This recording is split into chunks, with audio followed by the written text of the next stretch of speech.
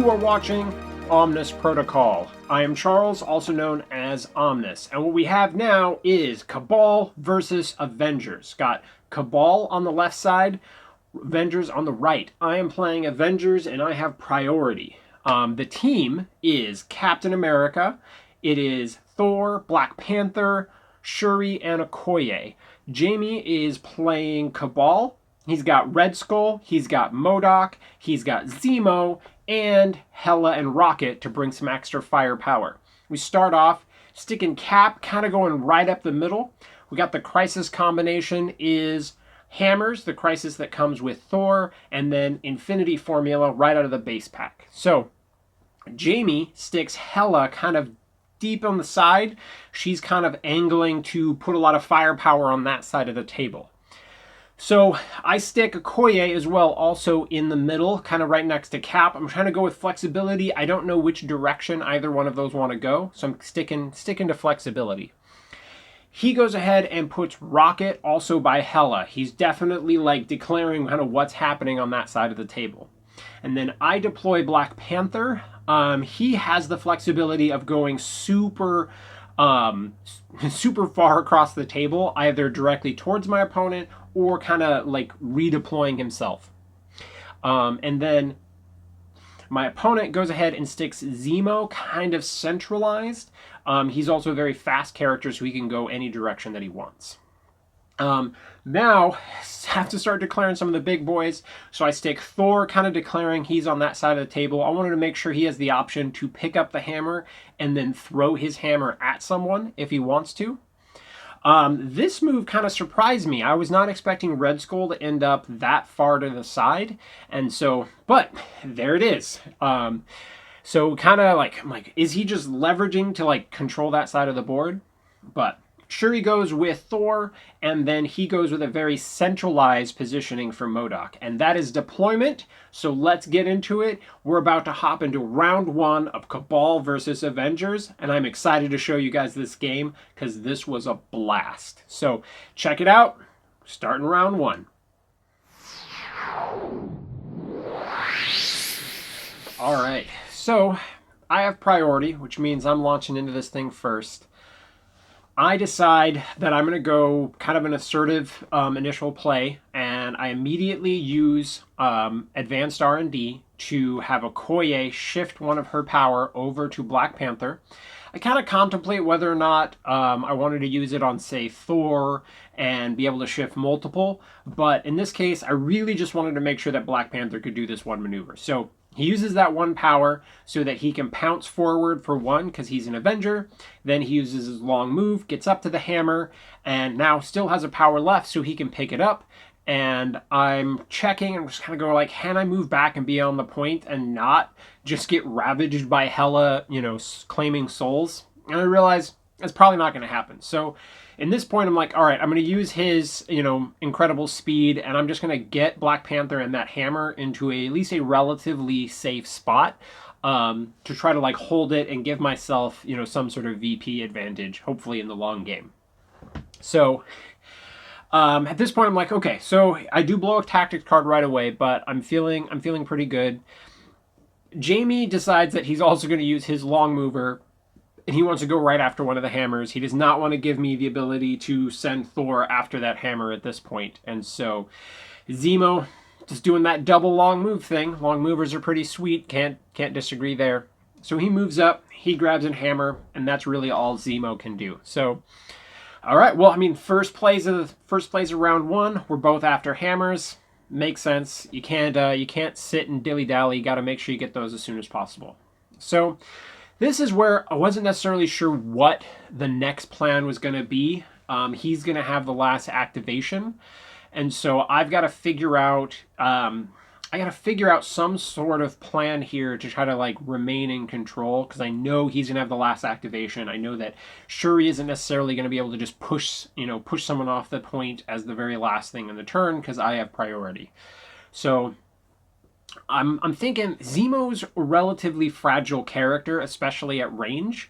And so I'm thinking in the long run, I'd like to get some damage on him so that I can pressure him to drop that hammer at some point. Not necessarily right now, but I mean, Zemo is across from Shuri, potentially in range of a Vibranium Spear Blast from Okoye, and maybe even a hammer from Thor. So I do have the ability to put a lot of pressure onto him. So in this case, as much as I wanted to have Thor be able to go over, get the hammer himself, I decided in this case the best thing to do would be to get Thor over there, put a hammer into Zemo. And so nothing too crazy. I end up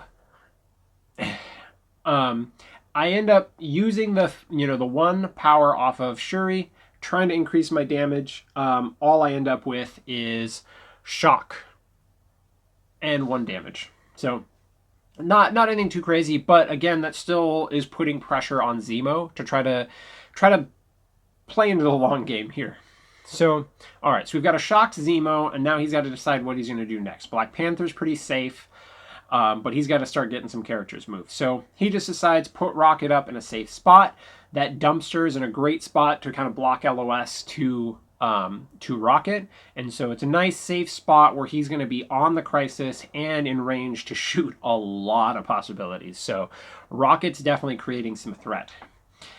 I'm definitely kind of sitting at a point where I don't really know who wants to go where, but I realize since I'm not going to be able to push MODOK at the end of the round, MODOK's probably going last, I'm just going to like push Zemo kind of out of position and get some additional power on Shuri for potential rerolls. So, at this point, that's 1 more damage onto Zemo, and I got to kind of push him into an awkward spot. At least, maybe set it up where he's not going to have cover against a key shot, that sort of thing. I'll also make it more difficult for him to easily strike my characters. But he's a long mover, so he's kind of going to get where he wants to go. So I'm just double checking there. I'm like, can he just come right back and charge? And the thing is, yeah, it's pretty much going to happen. Well, that specific check, I was wondering whether or not Thor was going to be able to for Asgard him next turn if I wanted to. And it was going to be pretty close. I wasn't sure whether or not that was going to be a possibility. But this at least gets Shuri up there with some power, so I have access to some rerolls. I was fine with that play. It is one that I kind of second-guessed a bit, because it does free up MODOK to activate earlier, which makes his decision-making process just a little bit easier. And so that, I don't know, it's always hard. Choosing that exact activation on the first turn is a challenging decision. But at least this helped me know that MODOK is going one direction. And I've got to figure out who's going after the formula kind of in the bottom right. And I needed some of his attackers to have activated before I put someone over there, because I don't want to just immediately get that character dazed. His team has so much damage output. I didn't feel like really anybody was safe unless I had brought a stealth character, which I did not. But there's definitely a point here where I'm like, oh, I wish I had Agent Widow or something.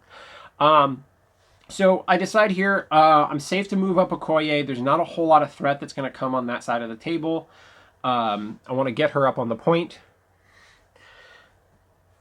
And then what he does is he ends up having... he ends up using Red Skull to teleport Hela forward with the cube, and then kind of just stick Red Skull in kind of like a central point where he can shift either direction. I would have really loved to have been able to Spear Blast with Okoye in that spot, but because I deployed her centrally for flexibility, that is one of the downsides. If she had been kind of more leveraged on that point, I would have been able to get another attack on Zemo, but you can't have everything with your positioning. Now I'm at a point where gotta activate. There's still going to be Hela last. There's nothing I can do about it. So Cap goes for the hammer and goes to kind of control that point. So I know I'm gonna take some Hela to the face. There's not much I can do about it. I'm not going to take 2, but I'm going to have to take 1, and she's going to be able to be on that point. It's not my favorite position to be in, but there really wasn't a good side of the table for Cap to go to, and I needed someone to pick up that hammer. So at this point, I'm literally joking around with Jamie, because he's rolling hot, and those dice explode. I'm like, but Cap rolls great. I end up taking 2 damage overall, which was feeling pretty good after how strong his roll was. But that still puts Cap at 3 stamina right off the bat, and he's holding a hammer, and he's starting. We're gonna start next round with Hela just right there ready to blast him twice. So it's a little bit of a scary spot, but in the end, we end up going 4-4 at the end of round 1. So nice even score, but all right, well, it's time for the next one. So let's do this.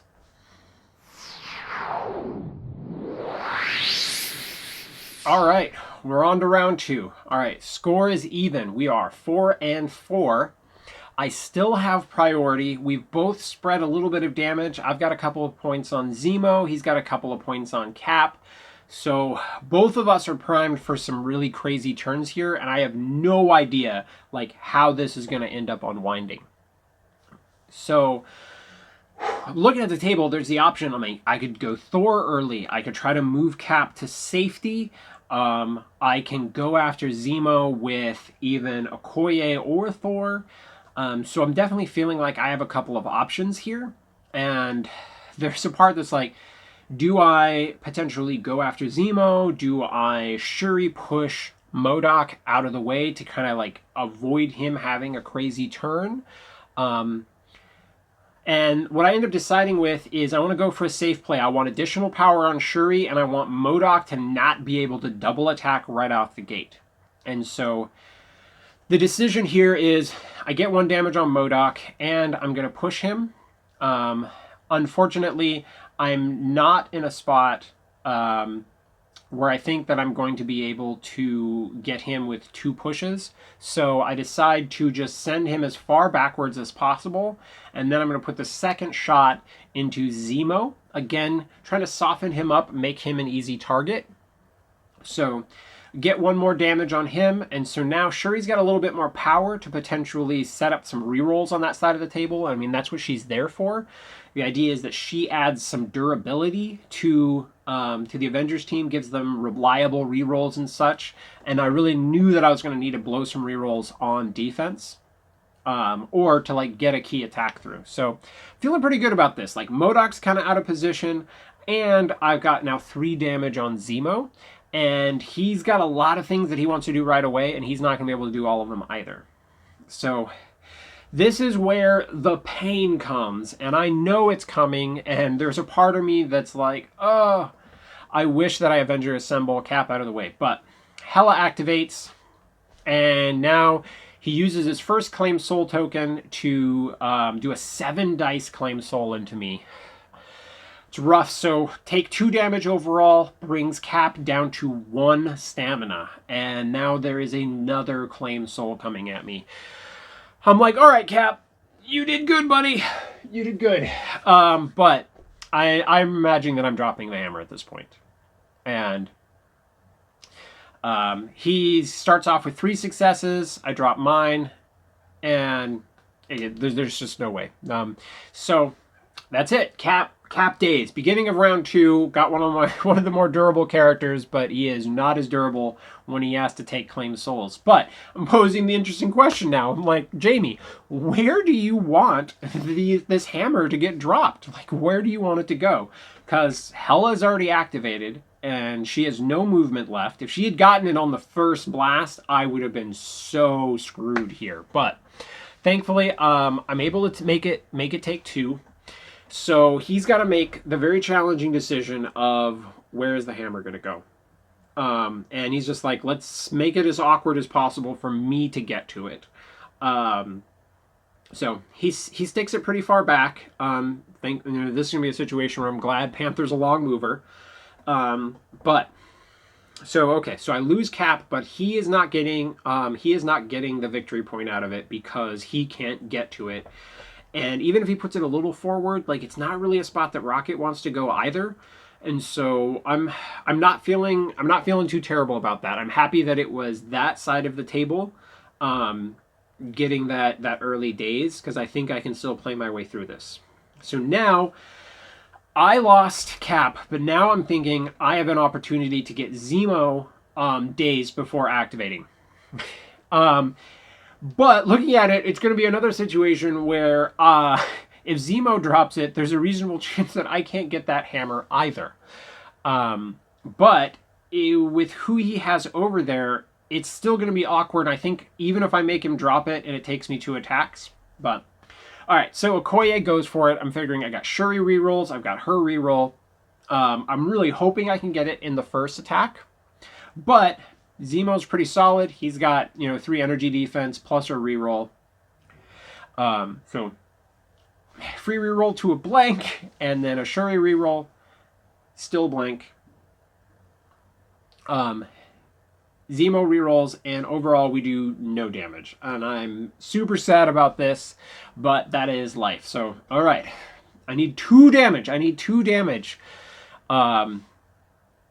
And I'm just, the way the dice fall, there's not even a point of bothering with rerolls. He's going down. So, at this point, I'm looking at it, I'm like, man, this is going to be a super awkward spot.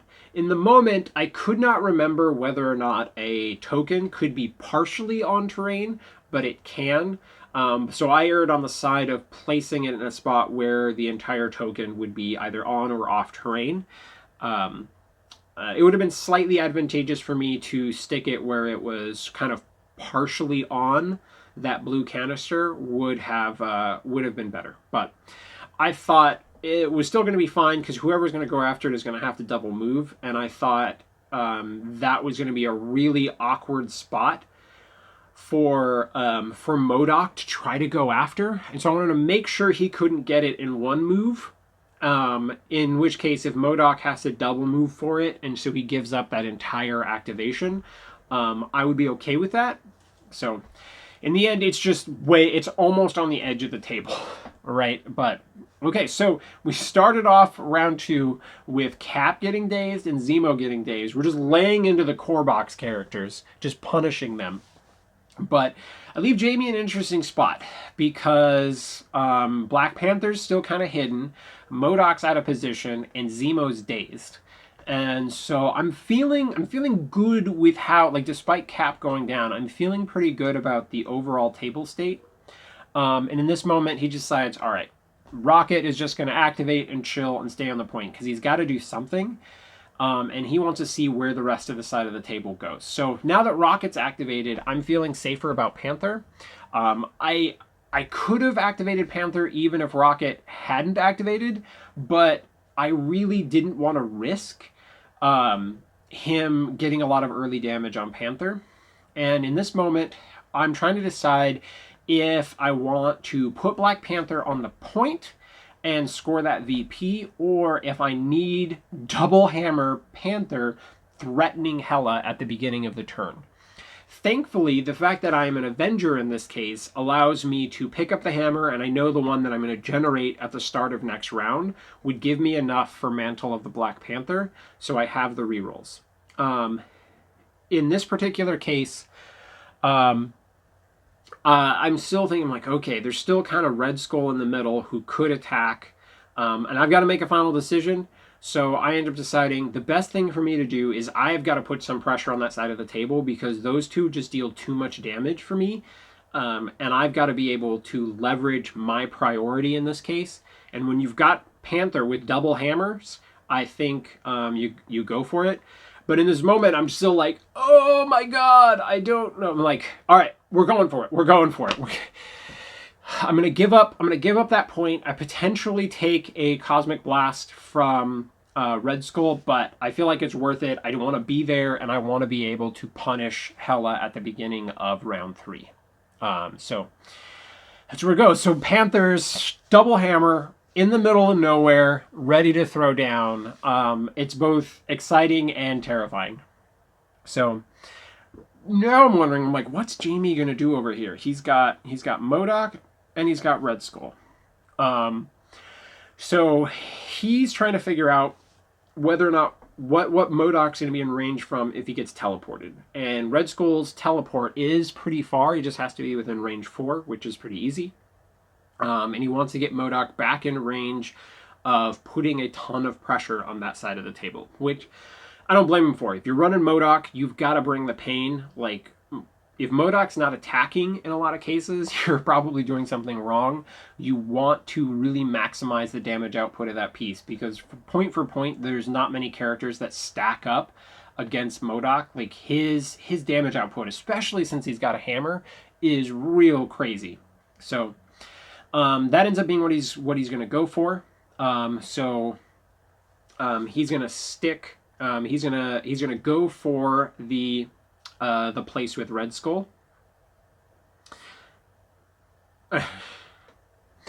And at this point, I'm still going, well, I still have Shuri, and I still have Thor. So gotta see where the MODOK placement is gonna end up being. So he ends up moving Red Skull over there because he wants to make sure he has the point. And then he, does the teleport thing, does the awesome synergy with MODOK and Red Skull, as you kind of expect. I apologize, it actually isn't Cosmic Cube in this case. He ends up using tactical analysis instead, because he's going for the double movement, and he did not have the power for the place. So a little confusion there, but can't quite keep track of everything. So, but it still allows him to get MODOK into a better spot. So we're now both at 4 tactics cards remaining. Tactical analysis is an absolutely fantastic choice. And I'm like, okay, so we still got MODOK over there. I've got to figure out how I'm getting that hammer, and I'm going, all right, well, someone has got to do something. So the first thing I decide, Thor's going to move up. We've got to throw. I can't get MODOK kind of exactly where I want because there's Red Skull in the way. So we are able to like throw MODOK, but it's not directly backwards, which would have been way better. But because he's an Avenger, he has the ability to pick up MODOK and throw him, and then get over and pick up the hammer. And he's on the size 3 terrain, so he does have cover. So I'm hoping that he doesn't get just leveled. So again, we've got MODOK in a spot where he does not get to double attack. And that's kind of one of my focuses in this game, is to move MODOK around as much as possible and try to deny letting him have the big plays, because I do have priority. And we're going to see how long I can hold on to that priority. So he is going to move up. He gets to lay into me with Psionic Blast. Big dice, 7 dice Psionic Blast are so scary.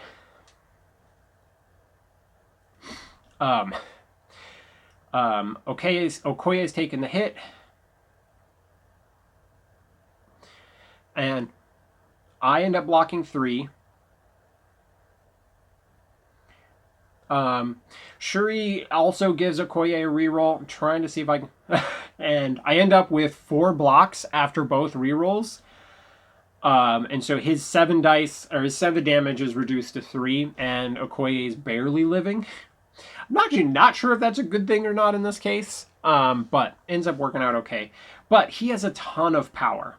And so now there's potentially throws, there's potentially, bow to the will. And so I'm not thinking there's going to be a bunch of scoring over there on my side. So he now throws a building at Okoye, and she goes down.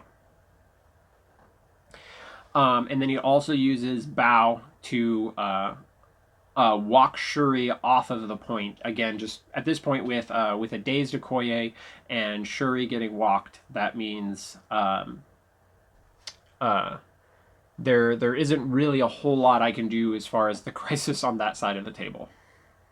So we end up going 3-3 at the end of this round as well. So the score goes 7-7 going into round 3. Very interesting so far. So let's go ahead and move on to the next round.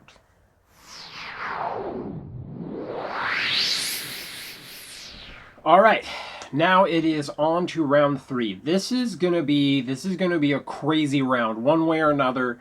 This is one where the shit is gonna hit the fan, and so I ended up retaining priority, which means that I get the first action here.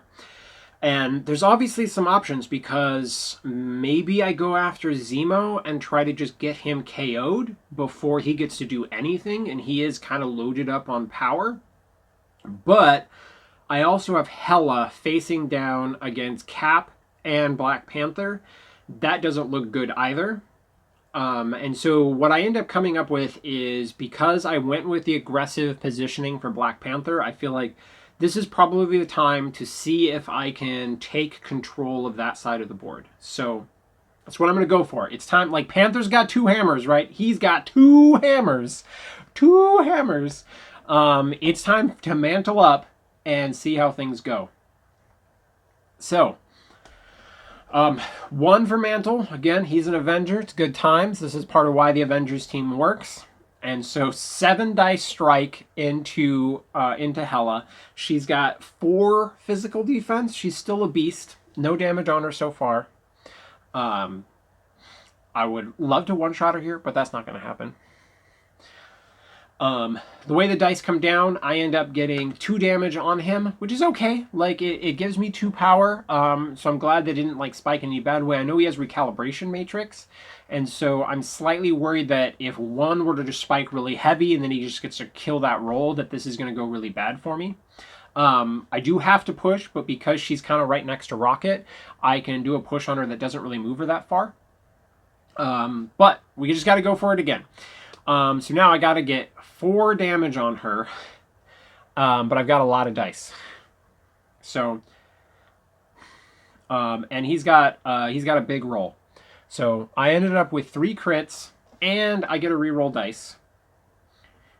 I've got 3 dice that I'm rerolling. I need 3 successes.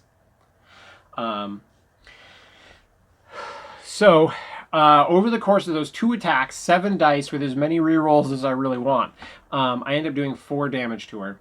But now I've got to try to finish her off, so I spend 2 for the pounce. 3 dice, 3 damage versus 4.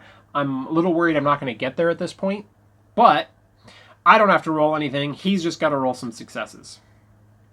And he only rolls 1 block, and so that ends up getting the final 2 points. She is down, and so that's making me feel a lot safer when it comes to that side of the table. So Hela's dazed. She's got a lot of power on her, and Panther's right there with 2 hammers. I still got to deal with Rocket, but that's really it on that side of the table. And so even though Cap has already been dazed and he's on his injured side, this is making me feel like maybe that side of the table I can take control of, which you'd think that it should. 8 threat worth of character versus 6. I should hopefully be able to take control, but Hela's pretty scary.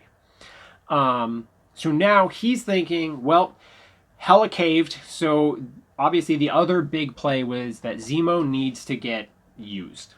This is okay because this does give me some potential to potentially use some more control on MODOK, because he does not go with MODOK right away because he doesn't want to risk losing Zemo before Zemo gets to do almost anything in the game. But he's loaded with power, so we start off with a Steel Rush into Thor. He doesn't have to move anywhere because it's range 3. It's not as crazy of dice as some of the other spenders, but Thor's still going to take a heavy hit. In this case, the way that the damage dice end up rolling down, he's got some big numbers, and of course the Zemo reroll. We're just double checking to see if he's got anything else that he can use. He does not. But I only rolled 1 block, and he had 5 successes, so I'm taking 4, which is really not the way I wanted that to start off, because suddenly I'm feeling like if Thor drops this hammer right now, that's real bad. But Zemo's a beast, and so I know that this is a reality of the situation, and part of what I wanted to do on this side of the table was to have Shuri bodyguards and, or, you know, have Okoye bodyguarding stuff, having Shuri for reroll, but MODOK just moves stuff around. So he uses the movement from Steel Rush to kind of shift towards the Crisis, and then he goes for another attack on Thor. But his dice don't explode quite like the last one, and I roll solidly on defense, and with crits, I block all of it, so no damage. So Thor is going to live. I don't know if that was exactly normal odds, but I'm thankful that after Cap getting dazed right away, that Thor is tanking that side of the board at least a little bit. So Thor sits at 2, but he's still got a movement from Steel Rush. He goes for his last reroll, but doesn't quite get it from Master Swordsman. So, but he does get one more point out of it, so it ends up being 5 damage on Thor. So, whew, scary. He's on the point now. But now with how injured Thor is, I know that he's got to do stuff. Like this is time for Thor to get active, and you just can't let a 5-threat character like Thor just immediately go down. And so, easy peasy, I know I'm activating Thor. He's got a lot of power. It's time to wreck some face. I'm not confident going into MODOK right now. And again, I'm actually thinking I may want to retain priority. So I'm happy to go after Zemo. Launch into Zemo with a 4 Asgard.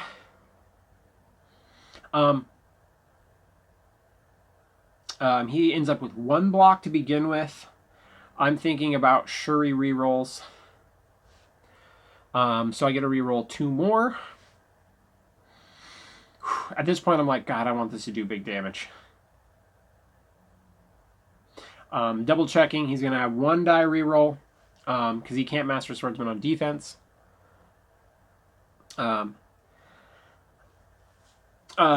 so I end up getting the 4 damage, and that takes him down to 1 health, and I have the wild, so just whoop, knock him into the car for the other damage because of the wild, and that's it. Zemo's off the table. Whew. All right, so now it is 5 characters to 4 characters. I'm like, I still have a movement, and I'm kind of still scared about his positioning. So what we do here is Okoye patches him up, and then he books it. He books it behind the the my brain is escaping me. Size 3 terrain. We'll just call it that. Okay, so Thor's being a little cowardly, hiding, but MODOK's a scary, scary dude. And I'm trying to have Thor live through this because I need that hammer. So far I'm feeling pretty good. I dazed Hela, and I was able to KO Zemo without Zemo doing a whole ton, and so I feel like I'm off to a reasonable start, but it's still super close. There's still MODOK doing crazy stuff, and Shuri and Okoye are not going to be able to hold up that well to what he can do. So I know things are going to get messy for me on that side of the table. Oh, so he blasts Okoye. Takes 3, puts her down to 1. Or, sorry, here what he's actually doing is he shoots Black Panther with Rocket and puts 3 damage on him. And so that's rough. I mean, it was a Hadron Enforcer, but you know, I'm hoping for some blanks. So then he's got another blast into me, and he gets enough 3. So he's able to just 1, 2, and daze Black Panther. So I'm like, oh, just when I thought things were going well. So now, but the plus side here is Rocket's got to be the one to pick up those hammers. So the wheels are turning in my head. I'm thinking, all right, how am I going to get through this situation? he's thinking like, do I put the hammers in some sort of weird spot, throw them off to the side or something, or do I just have to pick them up? Because there's not really any spot where he can put them that Cap can't get to. And so they're probably still best on Rocket. But I'm like, man, so glad they're not getting picked up by Hela. That would probably be the worst.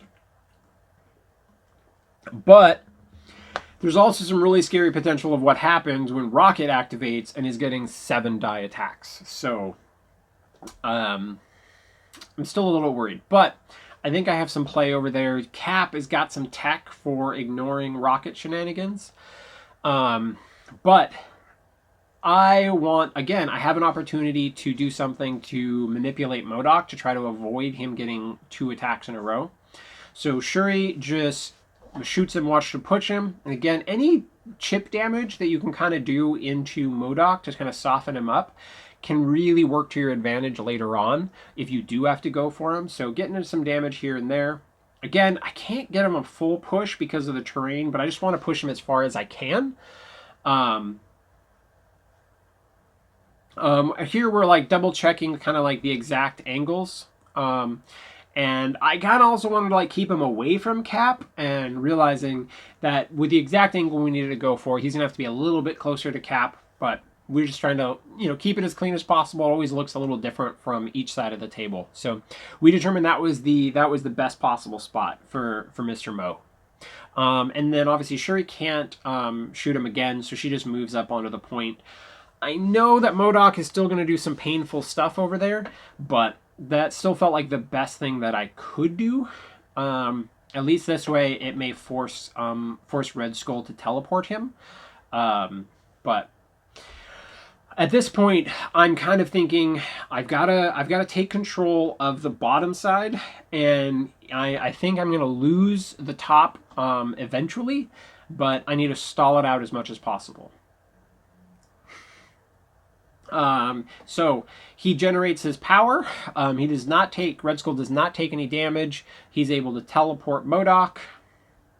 And so I'm starting to think now, Okoye is probably going to get, is probably going to go down here. And so I could activate her, but whether or not I activate her, she's not going to do a whole lot of damage. But what I want is to, again, retain priority, because what's going to happen at the start of the next turn is going to be huge.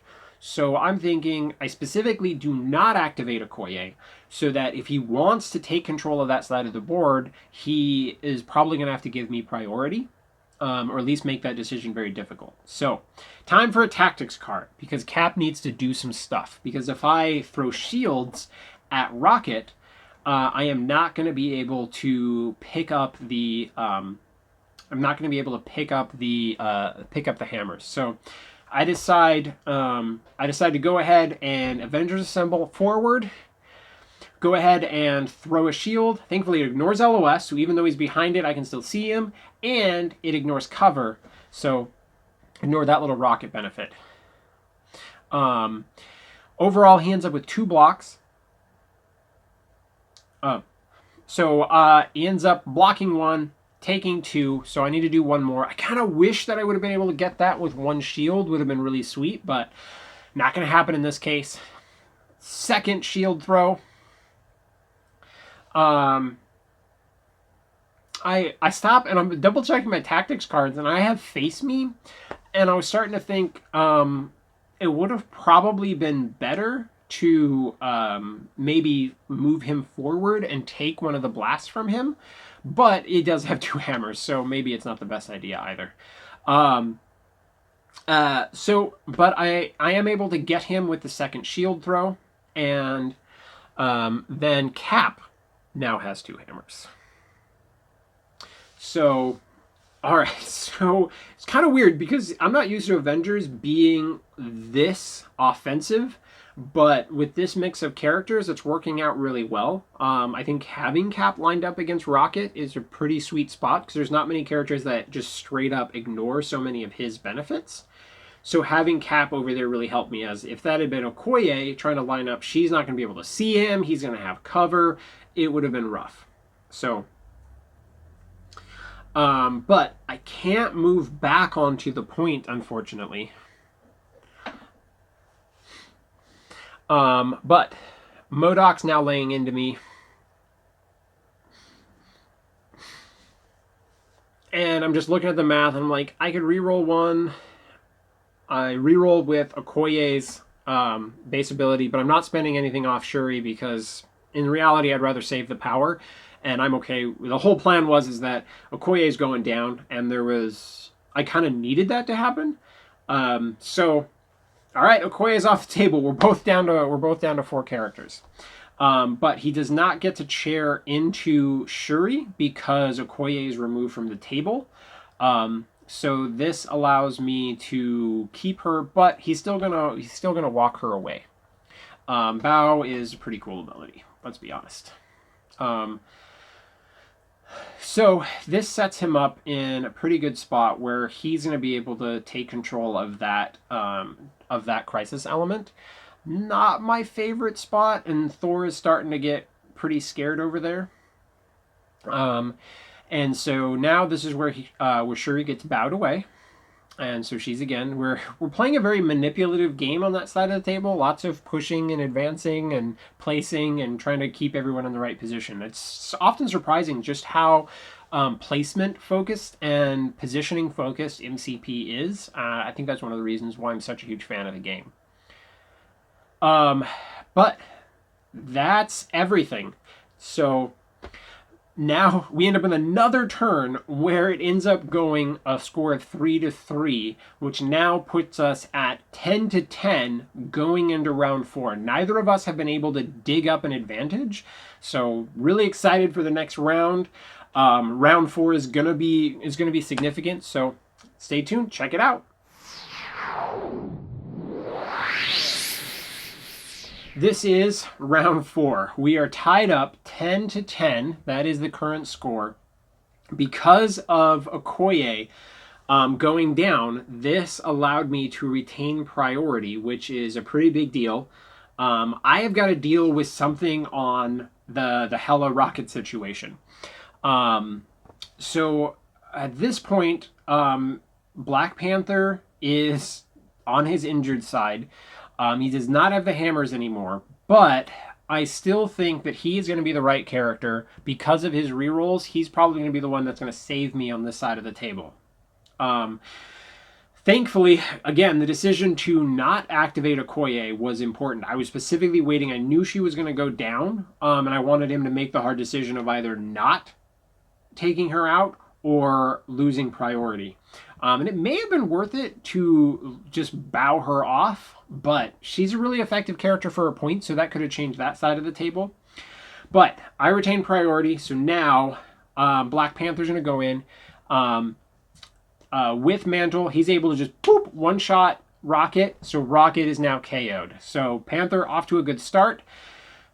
Man, we still got Hela with a total of 3 souls. So even if I take her out, she is immediately coming back, which is not the best position, but I think I have to deal with her one way or another. My plan to victory on this side of the table is to take control of this side, which means Hela's got to go. And so the only way to do that is to get those souls off of her. Now, there's always the possibility that after getting the souls off of her, if she does 2 claimed souls and a daze or a KO, then she's going to go right back to 3 souls, and taking her down is going to get real rough. But I've got to go for it anyway. I've got enough power, though. I want to one-shot her. I want to just drop her. And so Black Panther is going to just do the whole kinetic burst, baby. It is go time. We're just going to see if we can one-shot that 4 stamina real quick. So it's going to be a 9 dice with reroll as many as I want. So she's got 4 energy defense. Whew, I just need this to go. But lots of successes and crit and reroll. So I get enough. That's it. 4 damage. And that's able to at least get the souls off of her. So, whew, okay. At this point, we start realizing that there's a push. Black Panther's ability gets a little bit confusing, and so I want to make sure it's clear. When you read it, it can sometimes throw you off a little bit because you can interpret it as two within range 2 of your target, but that is not the case. It is within range 2 of him, of Black Panther. So she definitely gets pushed. And so that is a very important distinction. I have messed that up multiple times reading that card, so it's a very important thing to keep in mind, and hopefully I won't mess it up again. So we agree that she definitely gets pushed, and so now I'm definitely going to pounce into her, at least get some damage, maybe set it up so I can take her out later. But it's not going to be a ton of damage. So she's pushed. We now need to kind of figure out the right angle because I do want to pounce. And so we're working together here to kind of figure out the best spot to push her to, because we're like, wait a minute, this could end up being where that particular angle he would clip the garbage can. And so we realized that she has to get pushed a little bit closer. Which is kind of like, I would love to be able to pounce into such a spot where he could be on the crisis, but that was impossible. So the only thing that we're going to be able to do is push her to the wall and then pounce into him, but he is not going to be able to get onto the crisis. And so we agree on kind of the closest spot that we can get her to. And 3 damage, but she blocks, so takes 2. So off to a good start. Actually ends up being 3. She doesn't block any of it. Not the best roll on her part.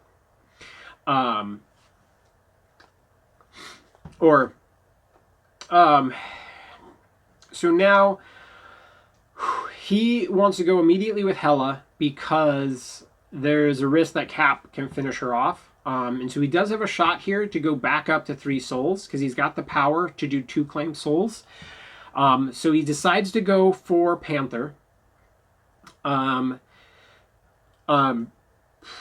think either of them are potential targets, but he decides to go for Panther. Maybe to not load up Cap for extra power. Or at least, getting Cap off the table or getting Panther off the table lowers that threat on Hela pretty significantly. First attack does 2. Second one, when we roll it out, it's only going to end up being 1 damage. And so he's going to Recalibration Matrix. Fantastic card. This is one that's been making my teams more and more. So I highly recommend it.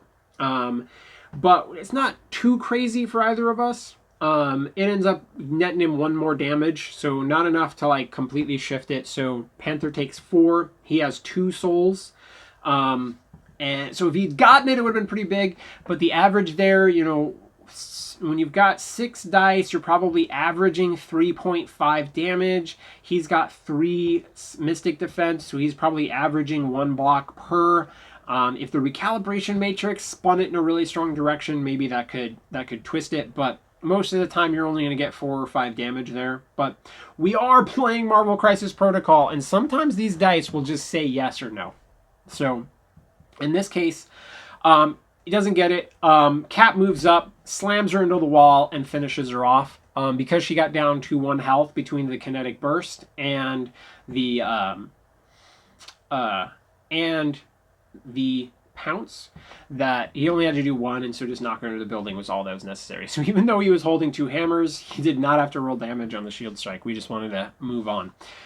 So that means I have gained control of this side of the board, but things are still pretty ugly over on the other side. And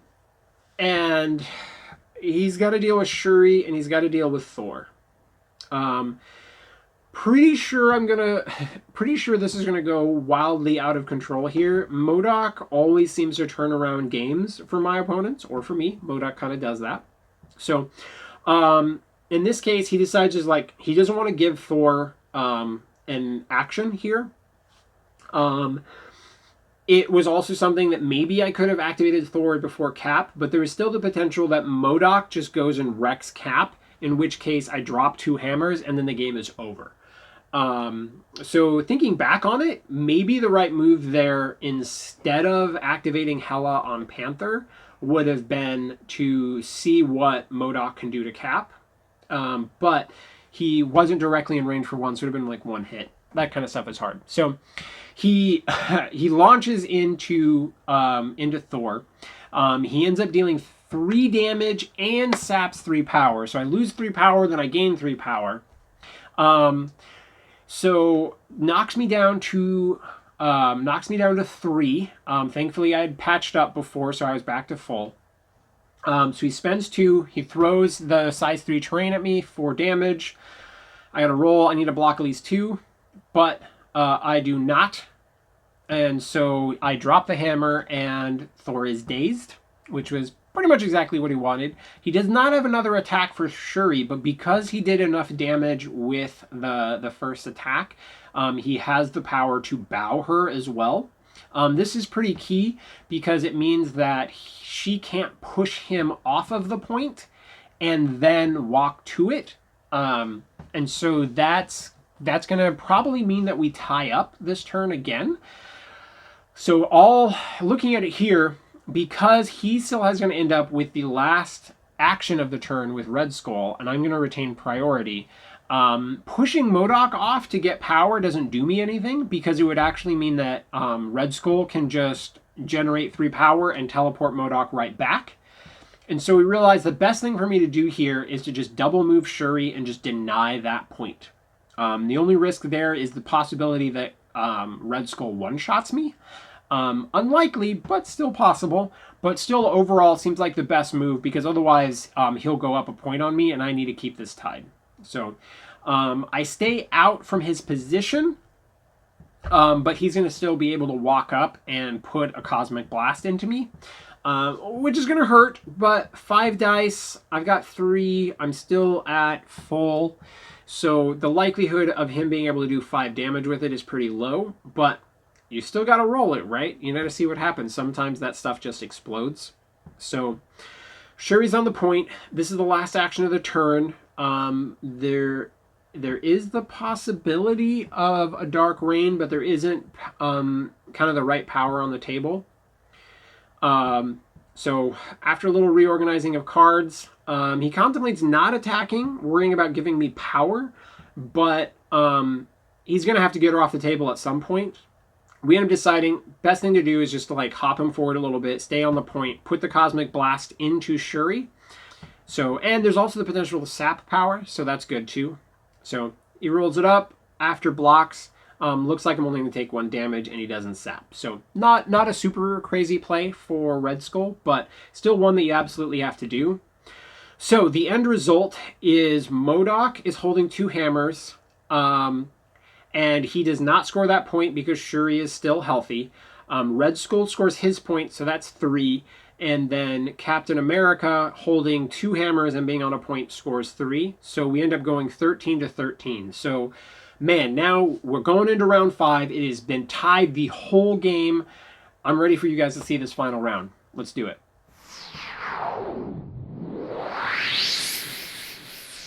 All right, it is round 5. And we're realizing here that with a score of 13-13, we could very easily end up in a spot where this goes to a draw. Because if he takes control of one side of the table with 2 characters, and I take control of the other side with 2 characters, and we're both scoring for a turn, then there's nothing we can do. Like, that is a hard spot to try to kind of dig yourself out of, and that is how you can kind of just create a draw. So this is the first time I'm going to go with Thor first, because I have this side kind of safe, and so I need something big here. But I've got a loaded Thor. We go in with 4 Asgard on Red Skull. He's already got 1 damage from, from his own abilities.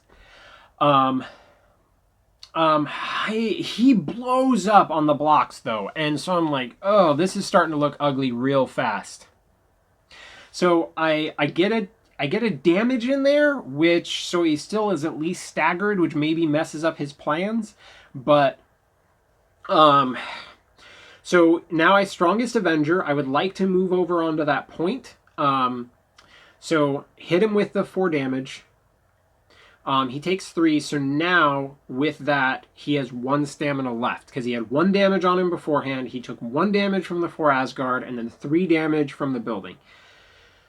And I did not get the wild to toss him into something with the first strike. So now I realize I have the power. This is potentially the most important attack. I go for a God of Thunder to get an additional die and lower his defense, because it's 3 instead of 4. I do not roll well, but I end up just perfectly getting that point, and we realize this is kind of the deciding moment, because he's dazed. He does not have field dressing, so there is no way for MODOK to now score 4, and he does not have a way to stop me from scoring 4 on the other side. So we're like, all right, let's see what else happens over there. See if there's anything that we haven't thought of. So he's gonna he's got to deal with Shuri and Thor. I don't think there's any way that he can dig this out, but we're like, all right, let's just see what the final outcome of turn 5 looks like, just so we are aware. Now we start realizing he's like, well, if I go for the chair on Thor and that ends up with Thor just going straight to KO, then he doesn't get the chair on her. And I'm like, well, that's actually fine if that were to happen, but you don't want to attack her first and then give him rerolls, because that's way worse. So he goes for the chair on him first, when he's got a 9 dice because he's holding 2 hammers. So, but he's got 8 health. So he ends up taking 5 from it. So he's only got 3 left. Thor is bleeding, but not going to be super important. Now he's got a 9 dice attack into Shuri. This is almost certainly murder for her. We realize here, actually the range wasn't quite close enough. We were like, you could just bow before you did it, because that was the plan anyway, and we discussed it. So we're just like, okay, take the 2 power off him, bow, move Thor closer to Shuri, and she blocks 1, but he's got plenty. So that dazes Shuri, and Thor has 3 health, and we now still potentially have a psionic blast from MODOK. We were kind of discussing, is there any benefit to trying to kill him with a piece of terrain first? We realized we were miscounted the damage. I only had 1 block, so we had 1 more damage. So Thor is super low. We can't throw Thor because MODOK can only throw terrain. So we're like, okay, we might as well go for the psionic blast. He wants to lock this in, and he wants to make sure he has the power to make sure it happens. Because if he throws something first and then is out of power, he doesn't have enough rerolls to maybe lock it in if I just roll well defensively on that. So he's thinking if he has the rerolls, he'll probably generate the power for a throw. 4, 2 blocks, but he has 4 damage, so right there, even without rerolls, I'm going down. So he's able to KO Thor, and a sap. Shuri is dazed. Red Skull is dazed. But that makes the final scoring for the round is going to potentially be 4. So Black Panther moves to 1 point. Cap moves to the other. I score 4. He scores 3 with MODOK. So the final score of the game is Cabal 16, Avengers 17. That was close. But Jamie, thank you for the incredible game. I'm looking forward to hitting you with more of these video battle reports. I got plenty more coming. So everyone, thank you for tuning in to Omnus Protocol. Peace, nerds.